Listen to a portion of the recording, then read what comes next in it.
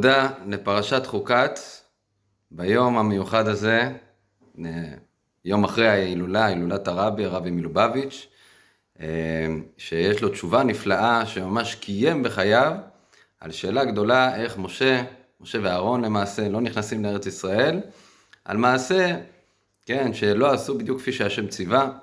בני ישראל מתנפלים עליהם כידוע, וזה שרוצים מים ובתלונות ובדיבור לא יפה ומתריסים כנגדם, ובמקום להכות את הסלע, במקום לדבר לסלע,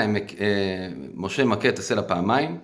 וכך נגזר שלא ייכנס לארץ ישראל. אז באמת, אם אנחנו רואים רק את הנקודה הספציפית הזו, זה באמת מאוד מאוד קשה להבין איך העונש הכבד הזה נופל על משה רבנו.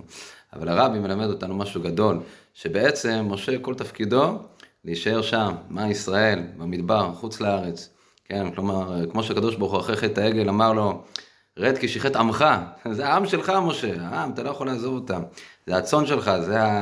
התפקיד שלך, הייעוד שאליו נשלחת, זה העם הזה שבמדבר שמת, שלא ייכנס לארץ, עברת איתם את כל התלאות, את כל התלונות, את כל הלמעלה והלמטה, ואתה צריך גם להישאר איתם, לחפר עליהם ולהיות איתם עד הסוף ואחרי הסוף.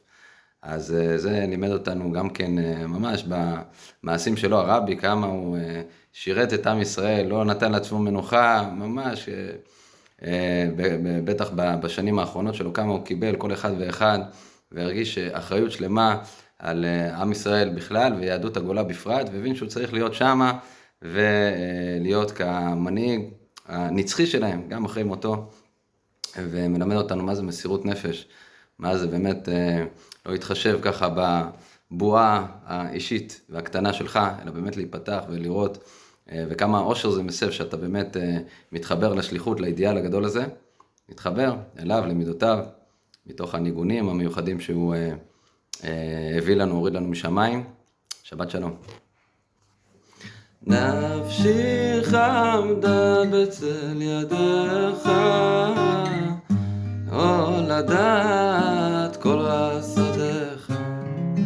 נפשי